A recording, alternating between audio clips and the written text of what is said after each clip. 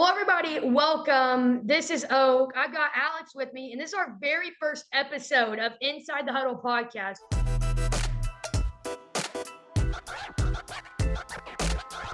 We are super excited to get started. And if you want to support us, you can follow us on Instagram at Inside Huddle Podcast, no capitals. And let's just go ahead and get right into it. So, Alex, our lineup for today is the Travis Hunter position debate. That's definitely a huge topic right now. So hopefully we can get some good intake on that. Next up, we've got Super Bowl favorites. And then we've got the question all NBA fans are wanting to know. Can OKC go two-peat? Can Lightning strike twice? And I can already see, like, you don't think so. I think so. But we're going to save that for the end. So let's go ahead and get right into the Travis Hunter position debate. So Travis Hunter, what do you think? Well, Oak, the best spot I see him on the field would be defense. I just think he's a great cornerback. I think he played tremendous defense throughout the season. I'm not taking away the fact that he is a good wide receiver. I mean, obviously he caught the ball a lot. Shador loved throwing to him. He was a big part of that Colorado offense last year for his senior season. Uh, um, I just think you will get the most. Jacksonville will get the most out of him on the defensive side. We saw him play harder on playing cornerback for Colorado. He looks like he's confident there more. It looks like he just knows what he's doing, and he has a better take of how to play the ball on the I defensive strongly disagree side. with you. I strongly disagree with you. Like, I'm gonna go and just like I'm sorry that I'm cutting you off, but like I just strongly disagree with that. And Travis Hunter had a good 15 touchdowns as a wide receiver to only 4 interceptions. Now, only the good DBs in the NFL get 10 picks. Travis Hunter didn't reach half that in college. Yeah, Which I is, mean, I mean, should he really be a corner in the pros? Like, I feel like if he's just going to be a corner, he's going to end up an average corner. Meanwhile, you put him at wide receiver, he can be a kick returner. He can, like, you can even use him to, like, do jet sweeps. So I'm like, or wildcat. Like, whatever, what whatever the, what goes to whatever the, show? whatever the Jaguars really want to do with him. And, like, I think it'd just be so much better to use his speed on the wide receiver position because you're also looking at like the longevity of it. And like corner's a very demanding position. I'm not saying wide receiver isn't, but it seems like the only like players that are getting like 10 like plus years are QBs and kickers because they're the babies of the league, like they just are. So, like, all those wide receivers and like skill position players, like, they get like only like a good 5 years out of them. Like, take DK Metcalf, for example. He got in the league around when COVID hit. And now, like, he's probably in his last year with Seattle. And it's just felt like a long time with him. And I just think, like, looking in the longevity of it, I feel like he's going to get like now obviously there is guys like Jalen Ramsey who have been in this league like as a top tier corner for a long time. But I mean Look, like just like I get that there's definitely an argument there. However, I think Travis Hunter's skill set is just much better at the wide receiver position. But I will say this. I will say this. I think the best option they can do with him is really let him play a little bit of both each like this year. It's going to be so demanding. So I think like this year should be a little tryout for him. And like, whichever position he excels at in the league, like that's the position they should give him. What do you think? I mean, I agree with you there a little bit, but then it also goes to the matter what says he won't be an average receiver? What says that he will strive over offense more than his defensive side? I don't see it. I see him playing well on defense like he normally did. Yeah, he might have had more touchdowns, he might have had more receptions, but there's a line there. And I think the issue is too is what Jacksonville decides to do with him. If they're going to have him play both offense and defense, it's going to be a struggle for him. He's going to wear out quicker. His body's going to give out quicker. I'll agree with you there because that's not even an option. Like they might No, get three yeah. years. They might get 3 years out of like the top pick in the draft If they Like if they're they gonna get decide to like use them for maybe both 3 years sides. out of the Heisman winner. Like that, like that's just not even an option. I say let him play a little bit of both for year one. Like I do not see him long term playing like a two-way player because that just can't be done in this day and age. It can't. It can be. It's too much. There's too many like injuries going on as well. Injuries are rising, and they're still a thing that are big for the league. So But yeah, there's a huge this, risk out there, and like he's just like I'm just gonna say like if he goes out there and he plays two positions, like I'm not gonna stand here and say I told you so because like he's putting that on himself. yeah, it's a huge injury prone risk, and it wouldn't help him, and it definitely would. I think it would make his career go down a bit, as we can see. I think it would make him. It could make him slow quicker. It would make him fatigue quicker. It would get him tired, and he just wouldn't be a player as he would be playing one side of the ball, whether that be offense or defense. Now, I however, look, I don't think the Jaguars are really a great fit for him. I don't because like they really need defensive players, right? So that's a huge reason like why they put him on the defense. Like they really need a good secondary, and Jacksonville does not have a good secondary.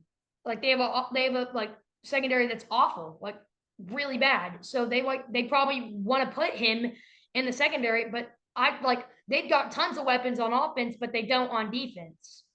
So yeah, I will well, say that you have a good argument with him going to play corner, but I think like just those weapons on offense, you've got like Travis Etienne, you've got Trevor Lawrence, and like I just don't think with all those weapons that like they're gonna add one more. I think they're gonna use his talent to play corner. Like I said, he should be a wide receiver, but that doesn't mean he will be.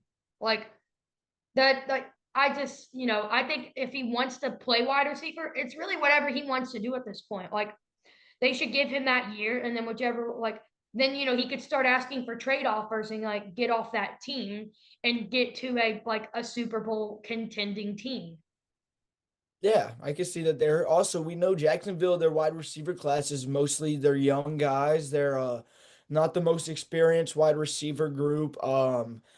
He could fit in there. I definitely I'm not taking away from that either. He could fit in there. He could get some I think Trevor Lawrence would be a big fan of him, of Travis Hunter.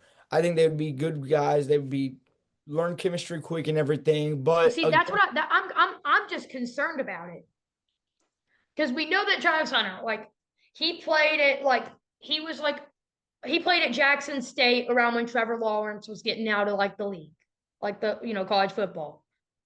So he was playing at Jackson State under Coach Prime, which honestly, in my opinion, one absolute heck of a coach. Like I give all my props to that man. Like that's one of the greatest coaches I've ever seen in the league. But besides that, like Travis Hunter has had unbelievable coaching his whole career. And Trevor Lawrence, he committed to Tennessee, didn't like the QB or didn't like the coach, sorry. And then like he transferred back to Clemson, where he really got to like shine and, compete for a national championship. So I think they like both like players really had different stories. So I don't see the chemistry. I don't see like how two players like from completely different backgrounds are gonna gel. I just don't. well, And how do you think? I don't think they're a Super Bowl contending team, and I don't think they're even gonna like make a playoff. No, and So I think they're too. I think they're still young. I never intended to show them being a playoff team or a contender for that matter at all. To be honest, especially considering they have a new coach too. Liam Cohen. He's a new coach. He's young. Uh, yeah. So there's a lot of new things for this team. There's a lot of new moves for this team, especially with their new coach. Um, at least it's not Urban Meyer, right? yeah, I agree with that. Urban Meyer's a This is bum. not I Urban. mean, I mean, like, what are you doing? I'm just going to be like serious. What are you doing? Because it was a pain watching you coach the Jaguars. It was a pain. Experiments are 50-50. That's what they are. The So, experiments are 50-50. Well, that went into the bottom like 0.5%, my friend. That yeah. like that tanked so bad. Now, getting into the better side of the league, let's go Super Bowl favorites. Who you got? I'm gonna take a team that's emerging. They've been a good team for past years, but I think that they're really slowly building up to a top spot. Give me the Baltimore Ravens, man. They just signed Jair Alexander recently, man. Lamar is coming off tremendous year. Derrick Henry is only getting bigger but older too. So I like this Ravens team, man. Let's talk about them. What you think? I like the Ravens. Don't love them. Do Mhm. not love them because they have all the weapons they need to be a Super Bowl team. Like and like I'm gonna get a lot of hate for this, but I think their roster is way better than the Chiefs. Like they have better coaching. Like they have better speed. They have better agility. Like they Yeah, have like I don't think their strength is as good, but like their strength is up there, like at the Chiefs level. And I just like, but I mean, we've seen like in the past years that the Ravens, like they can have, you can have everything and not yeah, succeed that's true. because they have one of the best coaches we've ever seen in this league, John Harbaugh. Like John Harbaugh, one heck of a coach. Like, and then just like they got Derrick Henry, you've got Lamar Jackson for Pete's sake. You have Lamar Jackson. And then like you've got great wide receivers. Like you said, you're getting like Yair Alexander in there. I think they still have their defensive weapons from a couple years ago. I'm not sure if they traded them or not, but I still think they do. Then they still have a great defense. And like the Ravens are like probably have the best talent in the league, and yet they're like just a mediocre team It because comes down, they just yeah. like if there's no chemistry, it doesn't work. And I feel like that's how it is for the Ravens. So personally, I'm taking a team that's got a lot of chemistry. I'm Well, taking it the comes. Commanders. I'm taking the Commanders. Like, look, we got Jane Daniels, who I thought he was a like. If you asked me 2 years ago, I would have said Jane Daniels is the biggest wasted Heisman pick of all time. Mhm. And he's just proving me wrong every season. Like Jane Daniels is a franchise QB. There is no doubt in my mind. And Oh, he's I'm got great 100. weapons like Terry McLaurin. Yes, Terry McLaurin ended up asking for a trade, but like you can still get great players, even replace him at that position, or just move into that defense because you have Bobby Wagner and Marshawn Lattimore inside that defense. Like, and yes, like Bobby Wagner may be a little washed, but Marshawn Lattimore, like, I feel like he's where it's at. I feel like Marshawn Lattimore is just going to be a lockdown corner for like the Commanders, and I think the like Commanders have everything they need to make a deep run. Yes, they like got blown out by the Super Bowl champion Eagles, but I think the Commanders can like soar above the Eagles. I really think they can. I think that the Commanders are one heck of a team. They've got a great coach. They've got great players. And even with Terry McLaurin gone, all the weapons they can get with that, like if they just build on that defense a little bit and even just reinforce that wide receiver position, like you've got Brian Robinson in the backfield if you ever need to fall back on something. And like They do. And Brian Robinson's a great running back. former Charger Austin Eckler's on the team as well. So You can I have a that's a great duo very there. good running back Like duo. that's a great duo. And I'm going to give Jaden Daniels his props. I love the kid. Watching him, I've been following the Commanders for a few years, and watching Jaden Daniels last year, man, bring this team into the playoffs again, and they beat Tampa Bay again in that field goal kick. They beat Tampa Bay, and that was just it was astonishing, man. It was like, dude, the Commanders really look like they are building themselves up, and I love what they're doing, man. And I think Jaden Daniels could be a top 15 QB in the next 5 years. He can Way be higher, way higher than top that, my 10. friend. Sure, Way higher than that. we'll say top 10 for now. Top seven. In due time, yes. In due time, yes. And I love their Not in roster. due time. I think Jane Daniels is already like top 15. Already. Like he's gonna be top seven when he hits his prime. Because Jane Daniels, like, dare I say, he reminds me of the great Tom Brady. Like just in the way his posture in those fourth quarter runs, like we've seen him do it time and time again just this past year. Like he did it against the Eagles. Like he pulled off one of the greatest fourth quarter runs I've ever seen. Wait, that didn't happen, right? Did that happen? Say again. Okay. Yeah, but that's one of the greatest like fourth quarter runs I've ever seen. And just the posture that he shows. And like just pressure makes diamonds. And I think Jane Daniels is a diamond. He just thrives under pressure, and he's a great franchise QB to lead the Commanders to a Super Bowl. Well, and what do you think about the addition of Debo Samuel from the 49ers joining the Commanders now? How do you think that will help him, especially considering if Terry McLaurin does decide to, if he does get traded, if he leaves, if anything happens with Terry? My football coach, he told me something. He told me speed kills, and that's the case in like every level you're gonna play. Speed kills. Bro, I'll Like tell it you, doesn't matter looking if you're at the biggest, baddest, or strongest guy. Like if like you can't make those tackles if you're not fast, and like you can't like get those touchdowns if you're not fast. And Debo Samuel has all the speed you need packed mm, into one wide receiver. well, let's hold on now because looking at some of his training camp videos, it looks like he's slowing down. It looks like he's getting weight added on. He does look like he's building up.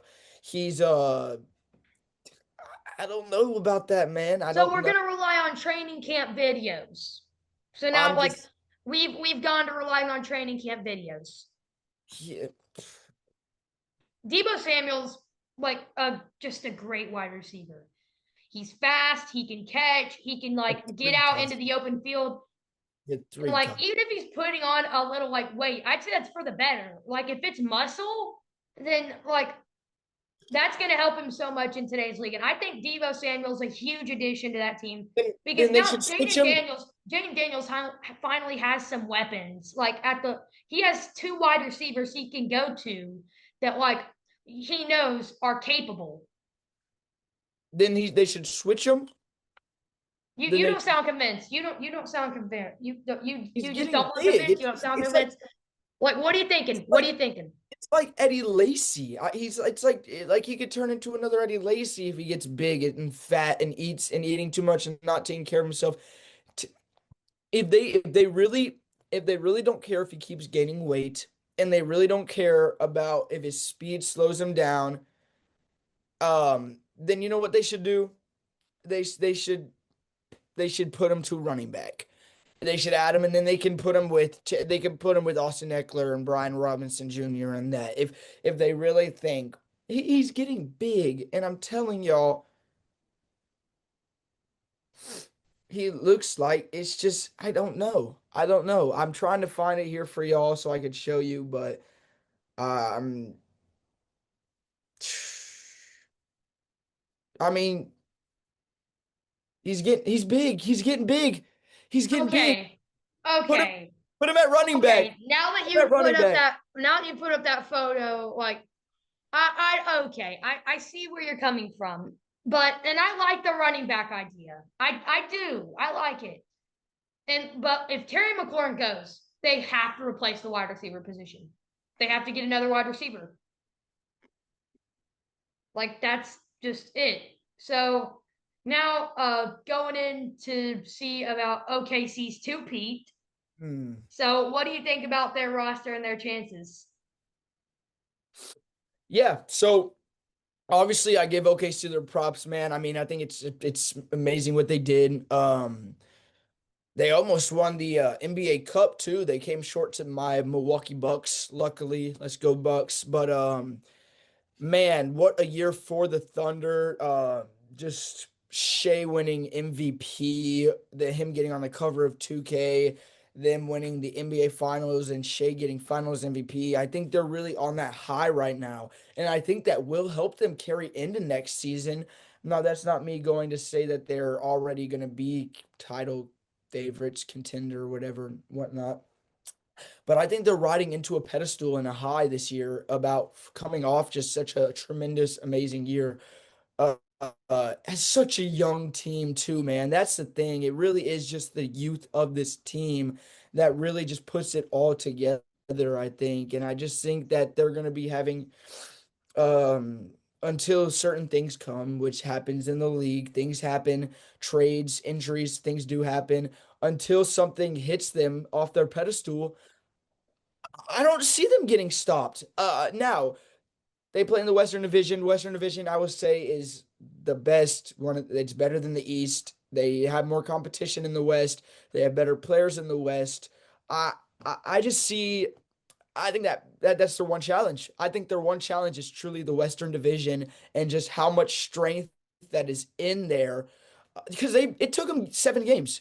They won against an injured Pacers team without Tyrese Halliburton. They won in 7 games. So that being said, I think that we really could see anything happen. And I like the roster. I like Williams. I like Caruso. I like Dort. I like Wiggins.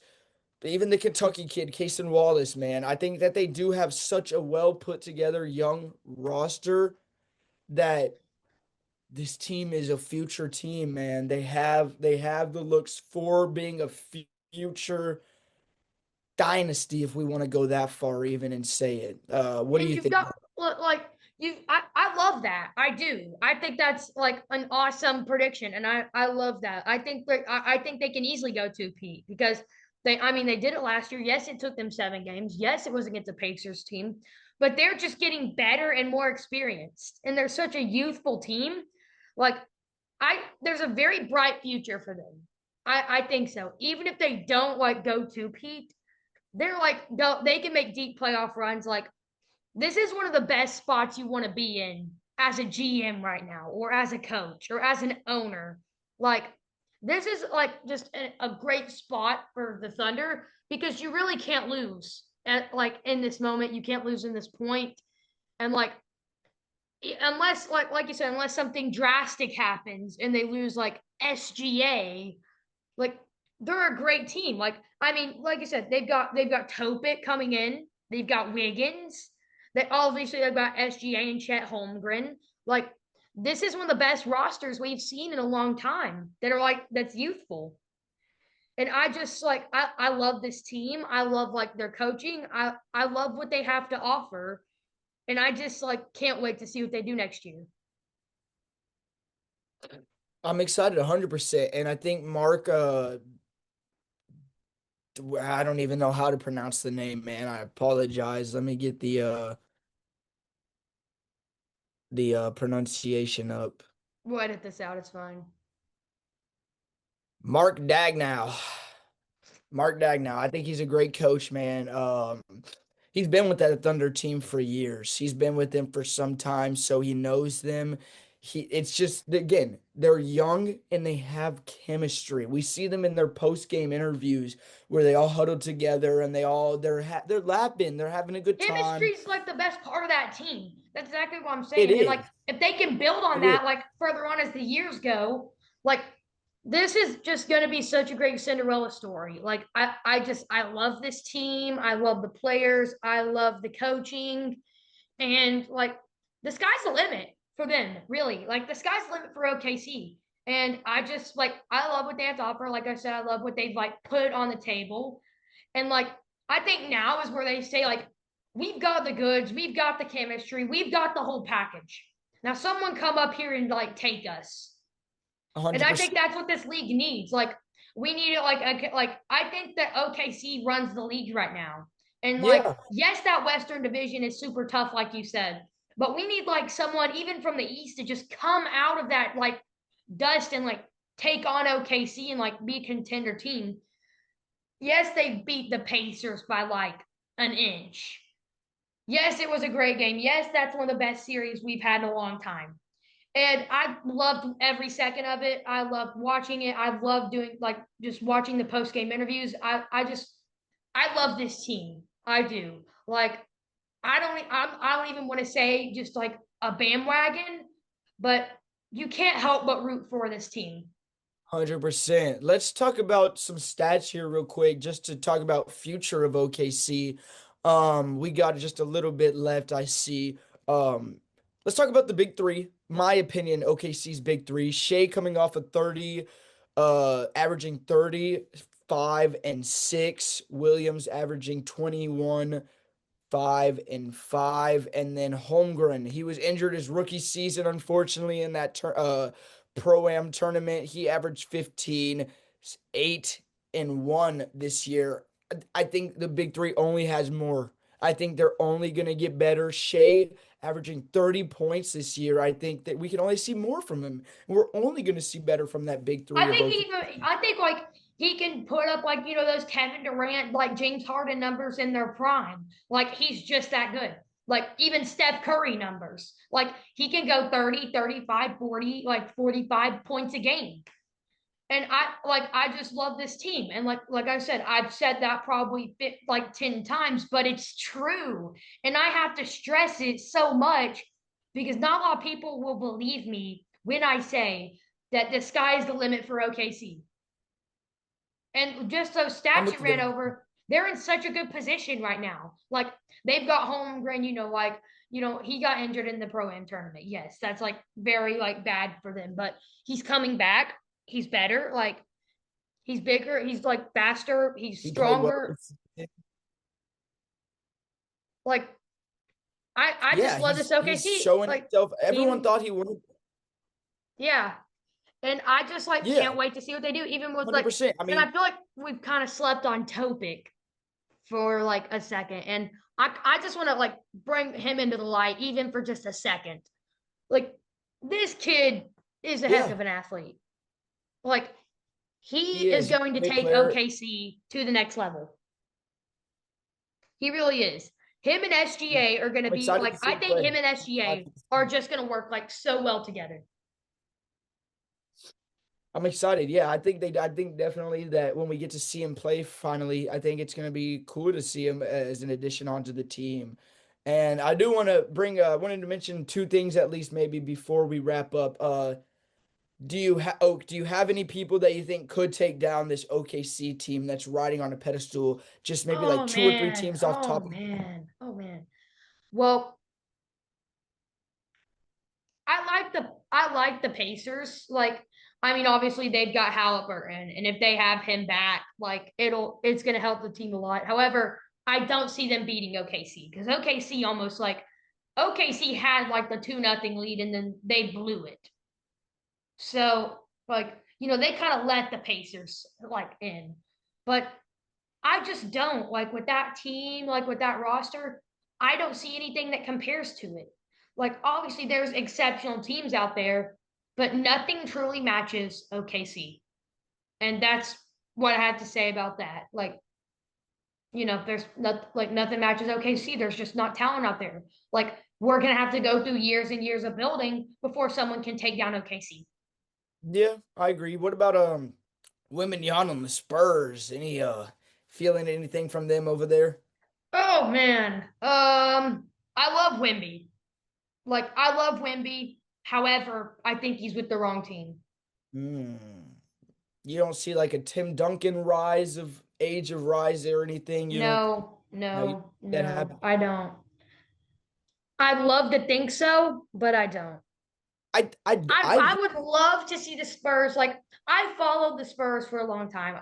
Like a big Spurs fan, I get you and there. I've just seen like what the Spurs have done in past years. But I just like as much as I'd love to like dream about that and say that we're going to return to our glory days. I don't see it happening. Yes, we've got great players coming in just around Wimby.